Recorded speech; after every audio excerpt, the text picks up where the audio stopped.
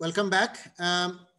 We started reading this particular slide, and it says that if we want to go for micro level detail and focus, then we develop process interventions in terms of individual, interpersonal, and group process approaches and organization process approaches, techno-structural interventions, human resource management interventions, and strategic change interventions. Okay, we'll be talking about all these terms in a couple of minutes. So we can also go for infrastructure, infostructure, and infoculture details of socio-technical aspects of organization along with knowledge management practices to find effectiveness of services. Okay, so in this particular paragraph, I'm trying to comprehend the overview that how the whole process of change is taking place. It is said that OD is a system-wide process of data collection, diagnosis, action planning, intervention, and evaluation aimed at, I'm referring to the Beer's definition. Number one, enhancing congruence between organizational structure, process, strategy, people, and culture. Number two, developing new and creative organizational solutions. And number three, developing the organization's self-renewing capacity. It occurs through collaboration of organizational members working with a change agent using behavioral science theory, research, and technology. Now, keeping all these things in mind, OD applies to changes in the strategy, structure, and or processes of an entire system. पहले हम उसको mega level के ऊपर study कर रहे हैं.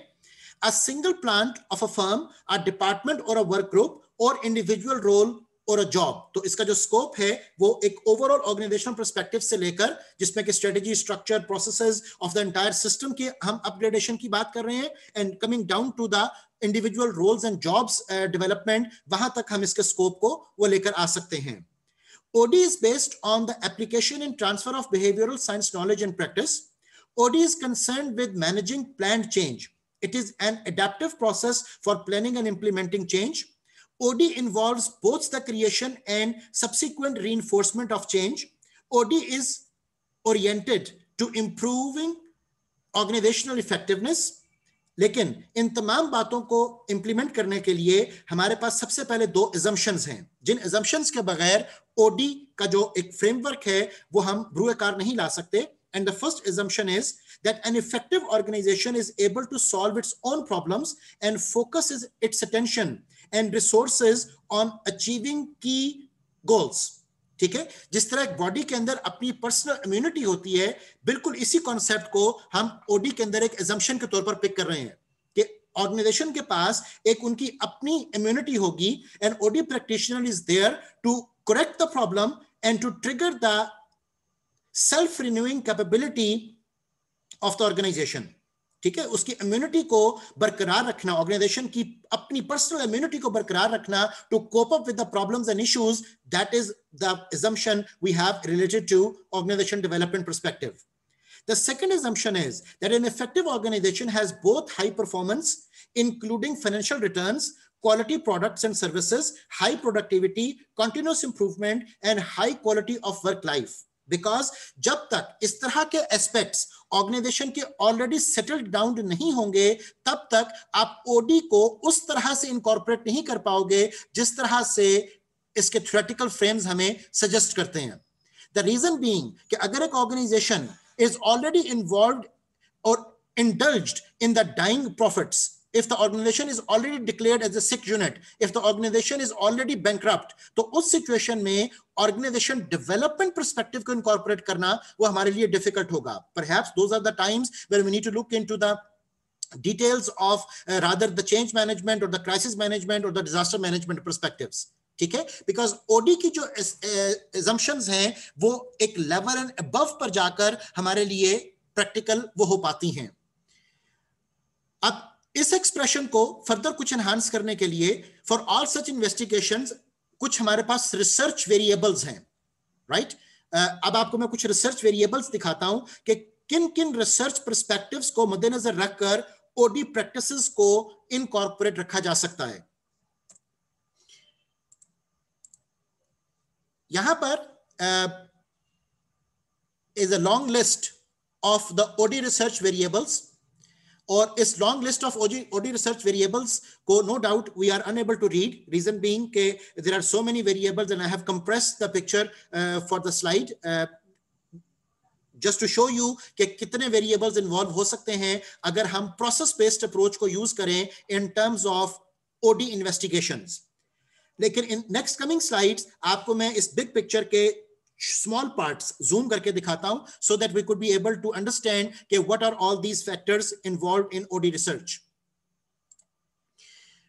For example, जब हम OD research variables की बात करें और individual level perspectives को हम मद्देनजर रखें तो individual level perspective में it is said कि we have to look upon interpersonal perspectives, behavioral perspectives and psychological perspectives. In terms of interpersonal perspectives, no doubt हमारा जो मेन ताल्लुक होगा that would be related with the interpersonal relations. अब individuals के आपस में जो interpersonal relations हैं, उन relations में पाए जाने वाली grievances, उन relations में पाए जाने वाले मसाइल, issues, problems, उन सब को हमने through the systematic planned process वो ठीक करने की कोशिश वो करनी है. If we look at the individual level behavioral aspects, तो उसमें issues like intimacy, openness, listening, awareness and understanding, ये वाले एक्सप्रेशंस इन्वॉल्व हो जाते हैं जो कि इंडिविजुअल के बिहेवियरल कॉन्टेक्स्ट के वेरिएबल्स हैं, कंस्ट्रक्ट्स हैं, और इन बिहेवियरल कॉन्टेक्स्ट के कंस्ट्रक्ट्स को हम इन्वेस्टिगेट करके एक चेंज को इनकॉर्पोरेट करने की कोशिश वो करते हैं. बिल्कुल इसी तरह अगर हम इंडिविजुअल लेवल साइकोलॉजिकल एस्पेक्ट्स को देखें तो the aspects related to self actualization, self development, इस तरह के constructs and variables would be evolving. I'm not saying that I'm providing you the complete list of variables or constructs related to the individual level process investigations. Rather, I'm just putting an idea that what type of aspects or constructs are to be considered when we talk about organization development motives. Looking at supposedly group level. So group level perspectives में हमारे पास तीन main areas हैं. Group level aspects related to the people oriented aspects, task oriented aspects और intergroup aspects. ठीक है, अगर हम people oriented aspects पर देखें ग्रुप रिलेटेड प्रोसेस वेरिएबल्स के तौर पर, तो we have group orientation, trust, leader approachability, mutual influence, interaction and communication, peer support. तो इस तरह के कंस्ट्रक्ट्स हमारे पास आते हैं जिनके बारे में इन्वेस्टिगेट करना वो जरूरी होगा जब हम ऑर्गेनाइजेशन के डेवलपमेंटल पर्सपेक्टिव के ऊपर वो बात कर रहे हैं. अगर हम टास्क फोकस्ड हो जाएं तो टास्क फोकस के केस में ग्रुप लेवल अप्रोच को अगर हम पिक करते हैं तो हमारे पास जो कंस्ट्रक्ट्स आएंगे they would be goal emphasis and goal setting, policies and procedures, decision making, work facilitation and etcetera. तो ये वो तमाम डोमेन्स हैं, एरियाज हैं जिसके ऊपर रिसर्च, जिसके ऊपर OD practitioner would be having the major focus. और अगर हम इंटरग्रुप पर्सपेक्टिव की बात करें तो ऑब्वियसली जिस तरह हमने इंटरपर्सनल रिलेशंस की बात की थी तो इंटरग्रुप के केस में वी हैव इंटरग्रुप रिलेशंस जिसके ऊपर बहुत ज्यादा एम्फसिस किया जाता है जब आप ओडी प्रैक्टिसिंग एस्पेक्ट्स की बात वो करोगे. अगर हम ऑर्गेनाइजेशन वाइड पर्सपेक्टिव्स को देखें तो पीपल ओरिएंटेड के केस में human resource primacy, motivation, support, communication, influence, leadership, trust, इस तरह के कंस्ट्रक्ट्स जो हैं they are taken up as process variables related to the organization development research. लेकिन अगर हम टास्क ओरिएंटेड पर्सपेक्टिव्स को देखें related to the organizational level approach तो उसमें goal setting, consensus, control, decision making, इस तरह के फैक्टर्स जो हैं they are to be incorporated, they are to be investigated, they are to be studied के जिनको हम रिसर्च का पार्ट बनाकर ऑर्गेनाइजेशनल पर्सपेक्टिव में डेवलपमेंट की बात वो करेंगे. लाइकवाइज ऑर्गेनाइजेशनल पर्सपेक्टिव में कुछ macro level variables further involve किए गए हैं जिसमें कि organizational climate, systems of management, structure and functioning, इन एस्पेक्ट्स को स्टडी किया जाता है.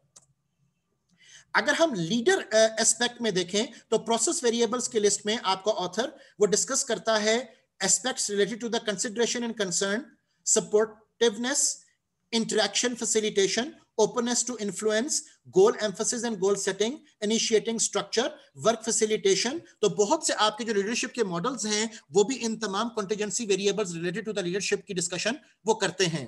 So इन एस्पेक्ट्स को लीडरशिप पर्सपेक्टिव में इन्वेस्टिगेट वो किया जाएगा. तो ऑर्गेनाइजेशन डेवलपमेंट के केस में याद रखिएगा कि जहां पर हम एंटरिंग एंड कॉन्ट्रैक्टिंग की बात कर रहे हैं, हम डायग्नोसिस की बात कर रहे हैं, हम इंटरवेंशन क्रिएट करने की बात कर रहे हैं, तो we have to be also clear कि किन किन हवालों से the research, the constructs are developed in the field of organization development. Likewise, there is another list of organization development research variables, और यहां पर अब आपको मैं आउटकम वेरिएबल्स दिखा रहा हूं कि किस किस्म के आउटकम्स के ऊपर रिसर्च जो है वो की जाती है related to the developmental perspectives. For example, अगर हम ऑर्गेनाइजेशन वाइड आउटकम्स की बात करें तो उसमें इकोनॉमिक परफॉर्मेंस, उसमें वर्कफोर्स कैरेक्टरिस्टिक्स, इस तरह के एक्सप्रेशंस जो है हमारे पास आ जाएंगे, जिसमें के इकोनॉमिक परफॉर्मेंस में इकोनॉमिक आउटकम्स हैं, प्रोडक्शन लेवल है, प्रोडक्टिविटी एंड एफिशिएंसी के इश्यूज हैं, आपके वर्कफोर्स एफिशिएंसी के प्रॉब्लम्स हैं, और अगर हम वर्कफोर्स कैरेक्टरिस्टिक्स की बात करें तो एब्सेंटिज्म, टर्नओवर, इस तरह के जो आउटकम्स हैं, they are taken up as the key variables to be investigated when we talk about organization development research context. Likewise, जब हम इंडिविजुअल लेवल की बात करें तो उसमें सेटिस्फैक्शन के हवाले से with the pay, with the work group, with the supervisor, with the job, with the company, ये आपके आउटकम्स हैं जो कि एक इंडिविजुअल पर्सपेक्टिव में हमें रिक्वायर्ड होते हैं. इसी तरह इंडिविजुअल के केस में obviously performance rating is another important phenomena, जिसमें कि जॉब इफेक्टिवनेस, हम contact frequency, general performance levels, इन चीजों को इन्वेस्टिगेट करेंगे. और लीडरशिप के केस में भी ऑब्वियसली लीडर की परफॉर्मेंस कैसी है, उसका फॉलोअर के साथ रिलेशनशिप कैसा है, इन तमाम चीजों को इन्वेस्टिगेट वो किया जाता है, और इस बात को इंश्योर किया जाता है कि ये तमाम वो आउटकम्स हैं जो ऑर्गेनाइजेशन फैसिलिटी को ओवरऑल भी रिक्वायर्ड होंगे, and coming down to the individual level concerns, individuals को भी रिक्वायर्ड वो होंगे. अब कुछ रिसर्च वेरिएबल्स का हिंट आपको देने के बाद कि हमारे पास प्रोसेस रिसर्च वेरिएबल्स कौन से हैं और आउटकम रिसर्च वेरिएबल्स कौन से हैं, हम वापस अपनी डिस्कशन पर आते हैं, जिसमें कि हम इंटरपर्सनल इश्यूज ऑफ एंट्री पर बात करेंगे. यहां तक अब मैं अज्यूम ये इस बात को कर रहा हूं कि you have the basic understanding that what OD is all about, जिसमें के इंटरवेंशंस, जिसमें के प्रॉब्लम आइडेंटिफिकेशन, जिसमें के इंप्लीमेंटेशन, जिसमें के इंस्टीट्यूशनलाइजेशन ऑफ द चेंज, इन तमाम चीजों को हम इनकॉर्पोरेट करते हैं. Then we have gone through the competencies, then we have gone through the research aspects कि किस किस हवाले से ओडी प्रैक्टिशनर को प्रिपेयर वो होना चाहिए. अब एक ओडी प्रैक्टिशनर जब क्लाइंट के साथ नेगोशिएशन करता है तो there are certain interpersonal issues involved in client and OD practitioner as well. उन दोनों के दरमियान भी कुछ प्रॉब्लम्स, कुछ इश्यूज हमारे सामने आ जाते हैं. फॉर एग्जाम्पल, क्लाइंट के साथ जो मेन इशू इन्वॉल्व होगा, that would be the client would be exposed to the organisational data, and the client would be like उसको एक्सपोज करना पड़ेगा ऑर्गेनाइजेशनल डाटा, और उसकी जो वुलनरेबिलिटी है कि the other people would be knowing about the organisational internal secrets, वो बढ़ जाएगी. इसी तरह क्लाइंट के पास समटाइम्स इनएडिक्वेट इंफॉर्मेशन है, इनएडिक्वेट डेटा है, इनएडिक्वेट रिसोर्सेज हैं, इनएडिक्वेट फॉर्मेलिटीज हैं, जिसकी वजह से एक प्लान्ड चेंज को वहां पर लेकर आना हमारे लिए डिफिकल्ट हो जाएगा. द रीजन बीइंग के डॉक्यूमेंटेड रिकॉर्ड्स जो एक ओडी प्रैक्टिशनर को रिक्वायर्ड होते हैं वो जनरली अवेलेबल नहीं होते. इसी तरह क्लाइंट को एक और बहुत बड़ा इशू इन्वॉल्व है, and that is fear of losing control. Okay, fear of losing control में क्लाइंट को कंसर्न ये होता है कि अभी तो प्रॉब्लम्स के साथ सारा कंट्रोल और पावर उसके पास है, नॉलेज उसके पास है, लेकिन with the passage of time जब बॉडी प्रैक्टिशनर वहां पर आकर इन्वेस्टिगेट करेगा और वो चीजों को ग्रास रूट लेवल पर जाकर इन्वेस्टिगेट करेगा, तो the control would be more in his और हर हैंड, और ही और she would be knowing more than what the client himself is knowing about the company. Okay, तो ये तमाम वो इश्यूज हैं जो कि अक्सर औकात ओडी प्रैक्टिशनर और क्लाइंट के दरमियान कॉन्ट्रैक्ट को होने से रोकते हैं फ्रॉम द क्लाइंट साइड. इसी तरह ओडी प्रैक्टिशनर के साथ जो मसाइल इन्वॉल्व हैं, that can be the issues related with empathy, because remember कि आप जब एक प्रॉब्लम को देखते हो, आप एक प्रॉब्लम को विजुअलाइज कर रहे हो, एक शख्स आपके अपनी प्रॉब्लम डिस्कस कर रहा है, तो rather than like you go into the state of sympathy, as an OD practitioner आपको एम्पैथेटिक वो होना पड़ेगा, और एम्पैथी को भी एक लेवल तक आप सिर्फ लेकर जा सकते हो, because remember it is not your personal issue. Another important aspect जो ओडी प्रैक्टिशनर के साथ इन्वॉल्व है, जो कि एक हिंड्रेंस का सबब बन जाता है in between the contract stage, और वो है वर्दीनेस एंड कॉम्पिटेंसी. कि ओडी प्रैक्टिशनर की जो कॉम्पिटेंसी है वो किस कदर क्रेडिबल है, किस कदर वो डेमोन्स्ट्रेट कर सका है, उसकी कॉम्पिटेंसीज क्या प्रोफिशिएंसीज में कन्वर्ट हो पाई है, कि सिर्फ उसके पास एक थ्योरेटिकल बैकग्राउंड है about the issues.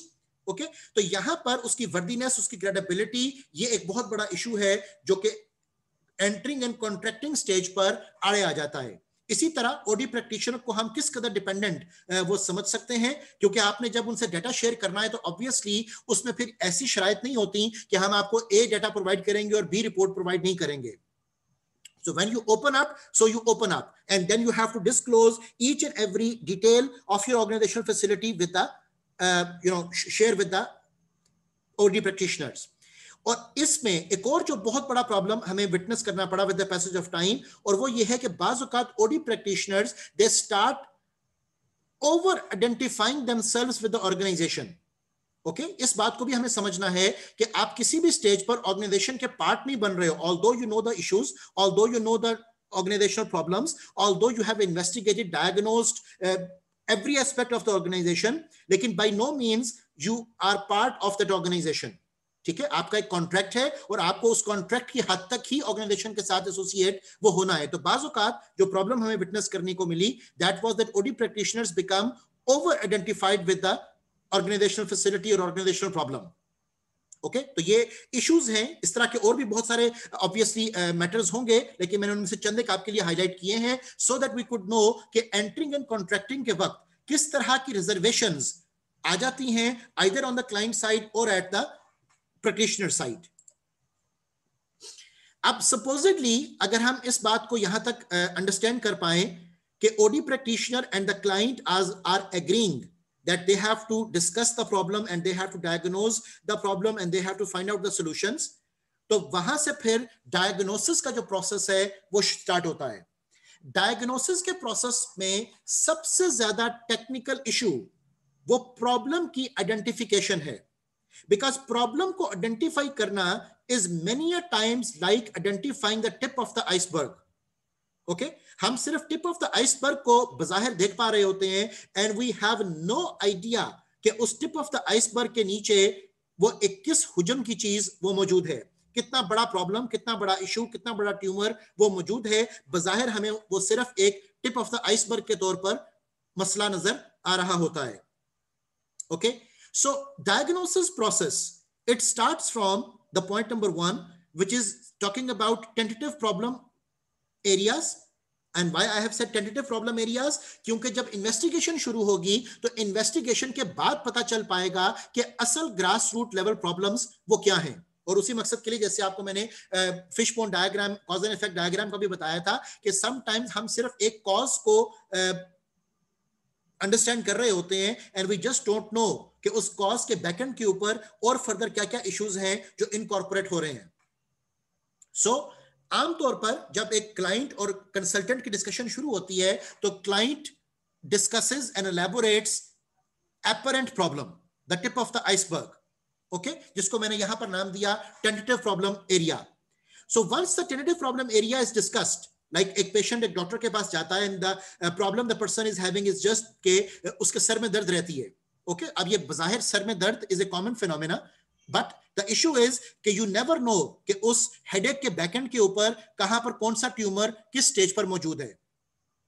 Okay, so again मैं एम्फसिस कर रहा हूं कि प्रॉब्लम की identification is the most crucial part in the diagnosis process. ठीक है, so the point number 1 is tentative problem area identified. फिर उस टेंटेटिव प्रॉब्लम एरिया से रिलेटेड हम स्टेप 2 पर आते हैं and we start collecting the data. अब जो भी डेटा उस प्रॉब्लम की नरेशन से हम ड्राइव करके इकट्ठा कर रहे हैं, उस डेटा को फिर आप एनालाइज करते हो और फिर एनालिसिस के बाद you come up with conclusions और कंक्लूजंस आप शेयर करते हो with the client. Okay, so you provide the feedback, जो पॉइंट नंबर 4 पे लिखा है, डेटा फीडबैक आप क्लाइंट को प्रोवाइड करते हो। बिल्कुल इनिशियल स्टेज पर जब आप एक फीडबैक क्लाइंट को प्रोवाइड करते हो तो आया वो क्लाइंट एग्री कर जाएगा कि ठीक है जी, हम इस एग्री करते हैं सारी प्रॉब्लम में, सारे इशू से, आप फर्दर प्रोसीड करें, या वो क्लाइंट जो है वो यहीं पर अक्सर औकात बात को खत्म कर देता है और आपका जो कॉन्ट्रैक्ट है वो वॉइड हो जाता है, कॉन्ट्रैक्ट आपका खत्म हो जाता है, बिकॉज क्लाइंट को जब ग्रास रूट लेवल इश्यूज नजर आने शुरू होते हैं तो अक्सर औकात वो उनको हल नहीं करना चाहता। ठीक है, एस्केलेशन ऑफ कमिटमेंट, बहुत सारे इस तरह के एस्पेक्ट्स एक क्लाइंट के साथ एसोसिएटेड होते हैं कि जिनकी वजह से, साइकोलॉजिकल एस्पेक्ट्स की वजह से, चेंज रेजिस्टेंस होने की वजह से the client would start doing the denying part. Okay, now supposedly जब हमने डेटा फीडबैक दिया and we come to know के the problem should further be investigated, तो वहां से फिर हम मोर डेटा के ऊपर चले जाएंगे। If the more data is needed तो अगेन डेटा कलेक्शन होगा, दोबारा एनालिसिस होगा, फर्दर ब्लड टेस्ट ऑर्गेनाइजेशन के करवाए जाएंगे, फर्दर आपको इन्वेस्टिगेशंस के बारे में कहा जाएगा। ठीक है, because we want to clear the picture. Once the picture is clear and once we understand that no further data is required and we have actually reached to the basics and the reality of the problem, if no further data is required, तो फिर हम step number 6 पे आ जाते हैं कि जहां पर लिखा है प्रॉब्लम एरियाज आइडेंटिफाइड। ओके, शुरू में हमने कहा था टेंटेटिव प्रॉब्लम एरियाज आइडेंटिफाइड, अभी हमें पता नहीं था कि उसकी डीपर इंप्लीकेशंस क्या हैं, लेकिन जब हमने सारे सीटी स्कैन्स कर लिए, सारे ब्लड टेस्ट कर लिए, सारे हमने इन्वेस्टिगेशंस लॉन्च कर दी, तो now we are in a situation being a consultant कि अब हम प्रॉब्लम को एक्चुअली एक वर्डिंग एलोकेट कर सकते हैं कि what is actually the problem. Okay, so once you are coming up with actual problem, तो वहां से फिर अगला स्टेप हमारे पास आएगा विच इज क्लाइंट के हवाले से target motivated to work on problem और नॉट। ओके, तो ये अब आपका सेकंड फेज होगा क्लाइंट के साथ नेगोशिएशन का, कि जिसमें क्लाइंट एग्री करता है आपके साथ काम करने को, या वो कहता है कि हमने इस बात को आगे बढ़ाना नहीं है। तो इफ द क्लाइंट डिनाइज कि okay I don't want to further proceed this problem, तो no change at present. Okay, so you say thank you very much, you take your fee and you are gone. Okay, लेकिन अगर फर्ज करें कि the client agrees, the client is willing, the client is ready, the client is having time and resources कि वो उस change के बारे में टेक्निकल ग्राउंड्स के ऊपर एक पूरी डेवलपमेंट वो करना चाहता है, तो वहां से फिर हम पॉइंट नंबर 8 पर आएंगे और यहां पर अब हम डायग्नोसिस कर रहे हैं प्रॉब्लम से related, work on problem causes and result is change. वहां से फिर हम एक चेंज को इनकॉर्पोरेट करना शुरू करते हैं और ऑब्वियसली फिर आपके जो इनकॉर्पोरेशन ऑफ द चेंज होगा उस सारे रिजल्ट को मॉनिटर वो किया जाएगा। तो this is basically the process के डायग्नोसिस किस तरीके से वो शुरू होता है। अब ऑब्वियसली डायग्नोज करने के लिए इंडिविजुअल लेवल कंस्ट्रक्ट्स डिफरेंट हैं, ग्रुप लेवल कंस्ट्रक्ट्स डिफरेंट हैं, ऑर्गेनाइजेशनल लेवल कंस्ट्रक्ट्स वो डिफरेंट हैं। इनके ऊपर हम थोड़ी सी बात अभी आगे फर्दर करते हैं। और इससे रिलेटेड जो कि मैं डायग्नोस्टिक प्रोसेस आपको दिखा रहा हूं, तो अभी आपको मैंने पहले जो वेरिएबल्स दिखाए थे, कंस्ट्रक्ट्स दिखाए थे, they were also the process constructs. Okay, outcome constructs, तो वो तमाम कंस्ट्रक्ट्स मद्देनजर रखकर आप डिफरेंट हवालों से चीजों को इन्वेस्टिगेट करते हो कि कहां पर कब कैसे क्यों क्या प्रॉब्लम वो इवॉल्व कर रहा है, उसके ग्रास रूट लेवल इश्यूज क्या हैं, एक इशू दूसरे इशू को कैसे लीड कर रहा है, साइकोलॉजिकल एस्पेक्ट्स कौन से इन्वॉल्व होंगे, स्ट्रक्चरल एस्पेक्ट्स कौन से इन्वॉल्व होंगे, कल्चरल एस्पेक्ट्स कौन से इन्वॉल्व होंगे। तो इन सब चीजों को मद्देनजर रखना, ऑर्गेनाइजेशन पॉलिटिक्स को मद्देनजर रखना हमारे लिए जरूरी है। अब कुछ डायग्नोस्टिक मॉडल्स मैं आपसे शेयर करता हूं। सबसे पहला मॉडल हम ऑर्गेनाइजेशनल लेवल डायग्नोस्टिक पर्सपेक्टिव में देख रहे हैं। ऑर्गेनाइजेशनल लेवल जब आपने डायग्नोसिस करना है, तो डायग्नोज करने से पहले आपके पास जो बेसिक इनपुट इंफॉर्मेशन होनी चाहिए, that basic input information is related with the details of general environment and industry structure. Okay, so as you all know that when we talk about general environment, तो यहाँ पर कुछ हमारी strategic discussion involve हो जाएगी। So general environment में no doubt हम task environment और societal environment इन दोनों को discuss कर रहे हैं, और societal environment से related political aspects, psychological, socio-cultural aspects, economic aspects, technological aspects, demographic aspects, इन तमाम चीजों को वो देखा जाता है जिसको आप जनरली पेस्टल एनालिसिस में वो कवर करते हो। And when we talk about task environment और इंडस्ट्री स्ट्रक्चर, तो ऑब्वियसली वहां पर हम पोर्टर्स कॉन्टेक्स्ट में वो बात कर सकते हैं। As Michael Porter identified 5 forces, जिसको हम comparative force analysis in the industry structure भी कहते हैं, जिसमें कि bargaining power of buyer, bargaining power of supplier, threat of substitute, threat of new entrant, existing firms का एनालिसिस, इन सब चीजों को देखा जाता है। स्टेक होल्डर्स को देखा जाता है, बाउंड्री स्पैनिंग स्टेक होल्डर्स के हवाले से वो की जाती है। ये देखा जाता है कि कौन कौन सा स्टेक होल्डर्स आपको किस तरह से इफेक्ट कर रहे हैं, आपके सप्लाई चेन के क्या इश्यूज हैं, आपके इंडस्ट्री वैल्यू चेन के क्या इश्यूज हैं। तो ये तमाम बेसिक लेवल इंफॉर्मेशन है जो ओडी प्रैक्टिशनर के पास मौजूद होगी when organisational level diagnosis is to be taken into account.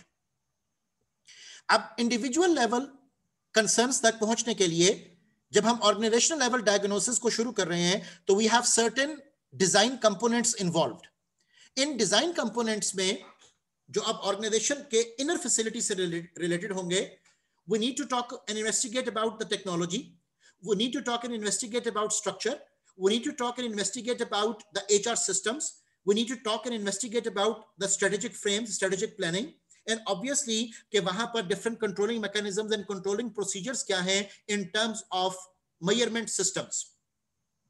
Okay so यहां पर दरअसल अगर मैं इसको स्ट्रेटेजिक एक्सप्रेशंस में बयान करूं तो आप इनपुट स्टेज पर एक्सटर्नल ऑडिट कंप्लीट कर रहे हो, आप डिजाइन कंपोनेंट्स के तौर पर इंटरनल ऑडिट कंप्लीट कर रहे हो जिसमें कल्चर, स्ट्रक्चर, टेक्नोलॉजी ये सब चीजें डिस्कस की जा रही हैं, आप कल्चरल ऑडिट सारा कंप्लीट कर रहे हो, इंटरनल ऑडिट कंप्लीट कर रहे हो, तो नतीजतन आपके पास एक ऑर्गेनाइजेशन से रिलेटेड जब आप डायग्नोसिस करते हो तो SWOT कंप्लीट हो जाता है। And as you all know, SWOT is strengths, weakness, opportunity and threats. So you actually know about that what is the current strategic posture of the organization जिसको हम डायग्नोज वो कर रहे हैं।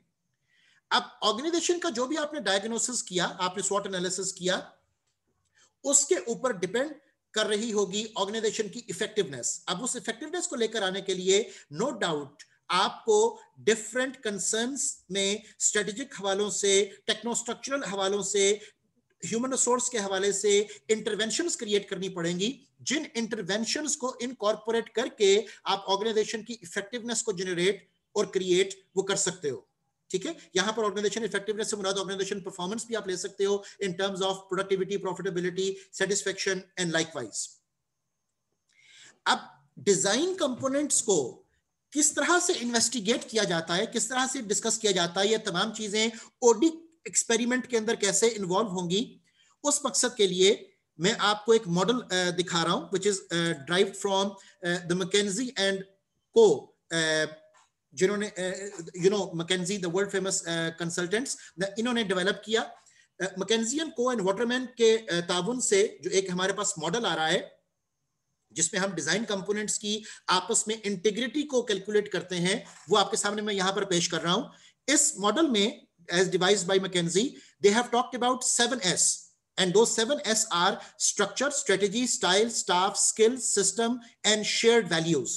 Okay, in terms of structure, as McKinsey has defined it, it is said the organization chart. अब उसमें हम organogram की बात कर रहे हैं। अब जाहिर है कि जब हम ऑर्गेनोग्राम की बात करेंगे तो उसमें आपका कंप्लीट स्ट्रक्चरल डिटेल, डिपार्टमेंटलाइजेशन, आपका फिजिकल आउटलुक भी इन्वॉल्व हो जाएगा, आपकी हायरार्की भी इन्वॉल्व हो जाएगी, उससे रिलेटेड जितने भी वेरिएबल्स हैं वो सब के सब भी इन्वॉल्व वो हो जाएंगे।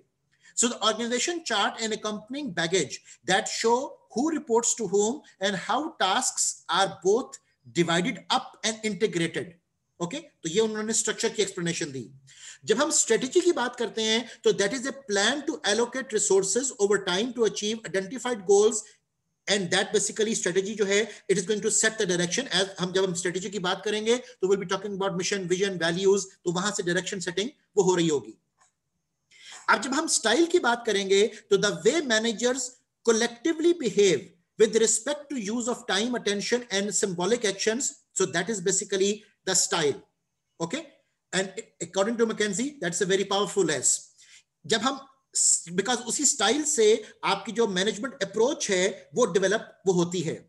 जब हम सिस्टम्स की बात कर रहे हैं according to the definition given by McKinsey and को and Waterman, and the systems would are discussed as the processes and procedures through which things get done from day to day.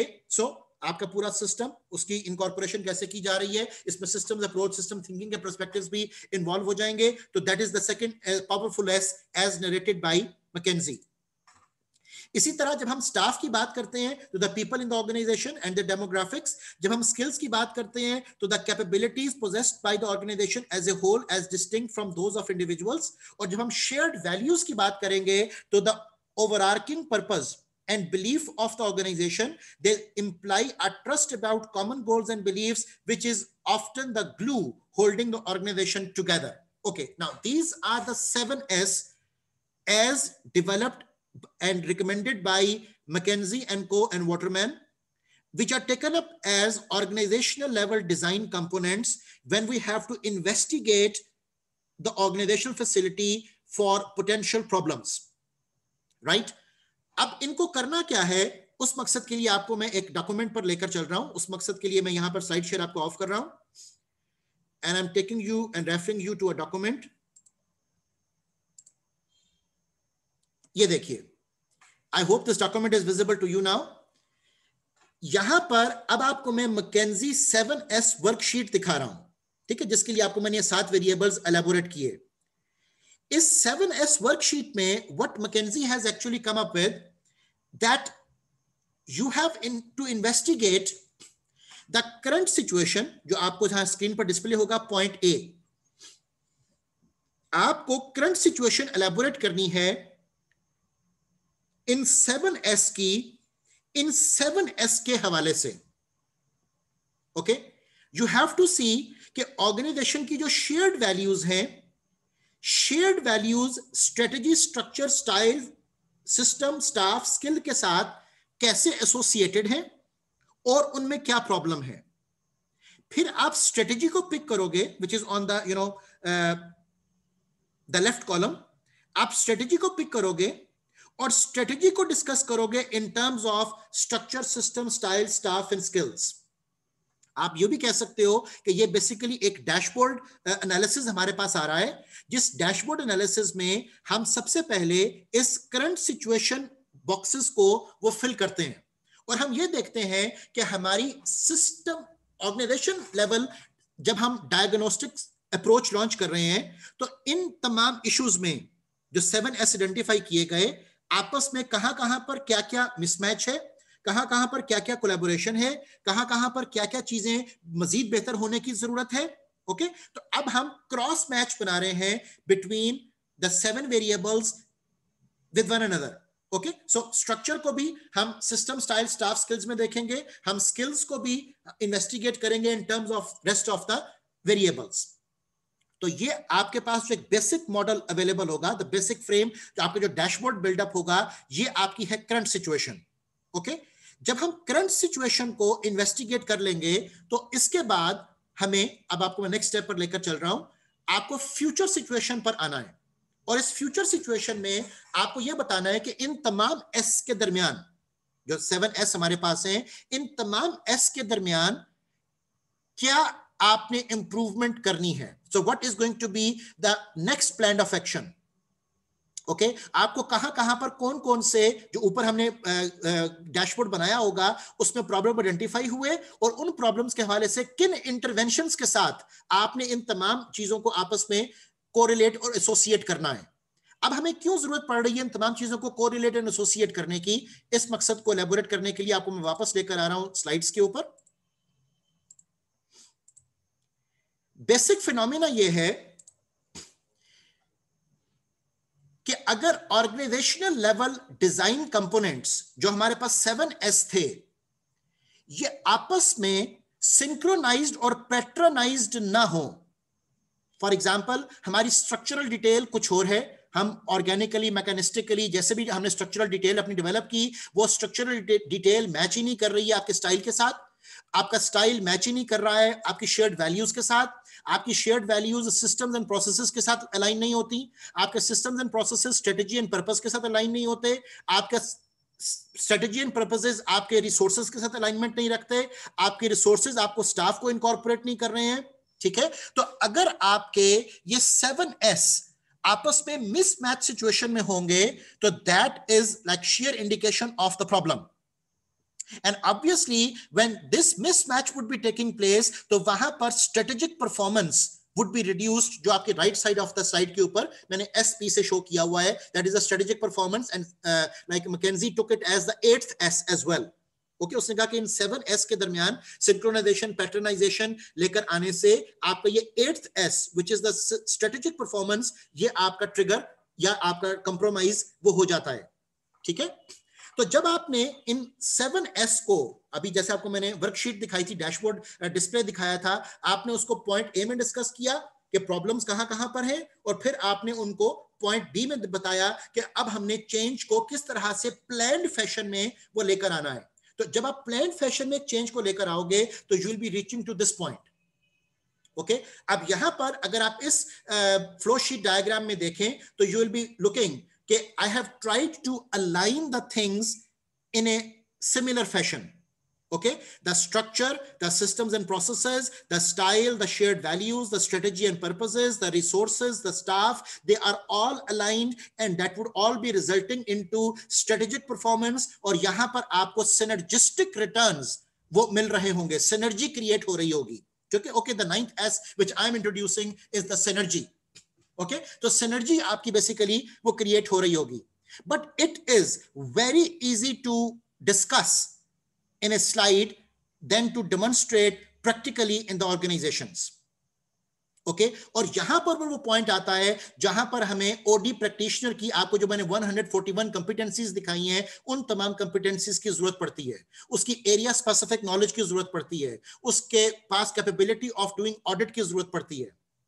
ठीक है, so no doubt हम एक slide के अंदर simply तो दिखा रहे हैं कि ये 7S आपने लाइन करने हैं, लेकिन एक ऑर्गेनाइजेशन के टेक्निकल जब इस तरह के मसाइल होते हैं, the structure is not compatible with style, the style is not compatible with staff, the staff is not compatible with strategy, तो इन सब को ठीक करना is not just a short term game, is not just a days practice. इसके ऊपर जो हमारे पास जो जनरल टाइम फ्रेम है ऑर्गेनाइजेशन डेवलपमेंट प्रैक्टिसेस का, that time frame is something like more than 2 to 3 years। Okay, ये मैं बड़ा सोचकर आपको रिसर्च एविडेंस के साथ ये मैं बात कोट कर रहा हूं कि कम से कम 2 से 3 साल के बाद आपको आउटकम्स नजर आने शुरू होते हैं ऑर्गेनाइजेशन डेवलपमेंट एफर्ट के। ओके, सो उसके बैकएंड के ऊपर क्या चीजें हैं, क्या लॉजिक्स हैं, क्या मॉडल्स हैं, I am trying to come up with those. Therefore, यह भी हमने ऑर्गेनाइजेशनल लेवल डायग्नोस्टिक मॉडल देखा, और उसमें आपको मैंने 7S मॉडल के सपोर्ट से बताया कि किस तरीके से चीजों को आपस में कोरिलेट करना है और किस तरीके से इंटरवेंशंस को डिसाइड किया जाता है। अगर हम ग्रुप लेवल डायग्नोस्टिक मॉडल को देखें तो ग्रुप लेवल डायग्नोस्टिक मॉडल में सबसे पहले आपके पास जो इनपुट डाटा रिक्वायर्ड है, that is the complete detail related with the organisation design. अब जब आप ऑर्गेनाइजेशन डिजाइन की बात करोगे तो जाहिर है कि उसमें सिस्टम डेवलपमेंट से लेकर स्ट्रक्चर डेवलपमेंट तक ये कंप्लीट डेटा वो आपके पास पहले मौजूद होगा। जब आप कंप्लीट ऑर्गेनाइजेशनल डिजाइन को इन terms of system, in terms of structure, in terms of strategy, in terms of values, shared values आप एलेबोरेट कर लोगे, डिस्कस कर लोगे, तो फिर आप ग्रुप लेवल डायग्नोस्टिक मॉडल में इन्वॉल्व होते हो, जिसमें कि डिजाइन कंपोनेंट्स के तौर पर हमें goal clarity, group functioning, performance norms, group composition, task structure, इन तमाम चीजों का पता होना चाहिए। सो इन सिंपल एक्सप्रेशंस हमें ग्रुप डायनामिक्स की कंप्लीट डिटेल वो पता होनी चाहिए। ठीक है, ग्रुप की फॉर्मेशन से लेकर ग्रुप की एक्टिवेशन तक जितने भी प्रोसीजर, स्टेप्स, एस्पेक्ट्स इन्वॉल्व हैं, उन सब के बारे में आपके पास इंफॉर्मेशन वो होनी चाहिए। ओके, आप ग्रुप्स के तौर पर हम ग्रुप को as a project group pick कर रहे हैं, जिसमें कि cross hierarchical, cross functional work groups हैं, या ग्रुप को हम एक डिपार्टमेंट के तौर पर पिक कर रहे हैं। Again we have to look into the definitions कि हमारे लिए बेसिकली ऑर्गेनाइजेशन सेटअप में ग्रुप से मुराद है क्या। ओके, तो जब आप ग्रुप लेवल कंपोनेंट्स इनको मुकम्मल डायग्नोज और इन्वेस्टिगेट कर लोगे तो उसके ऊपर फिर डिपेंड कर रही होगी ग्रुप की इफेक्टिवनेस। ओके, जिस तरह हमारी ऑर्गेनाइजेशन की इफेक्टिवनेस डिपेंड कर रही थी जब हमने 7S को अलाइन कर लिया था, तो बिल्कुल इसी तरह जब आप ग्रुप लेवल डायनामिक्स को अंडरस्टैंड करोगे, जब आप ग्रुप लेवल प्रॉब्लम्स को आइडेंटिफाई करोगे, जब आप ग्रुप लेवल इश्यूज को रिजॉल्व कर लोगे, तो जाहिर है कि उसके ऊपर फिर आपकी जो ग्रुप इफेक्टिवनेस है वो डिपेंड कर रही होगी। हमारे पास सेशन टाइम जूम का यहां पर खत्म हो रहा है, प्लीज नेक्स्ट सेशन को जल्दी से ज्वाइन कीजिए।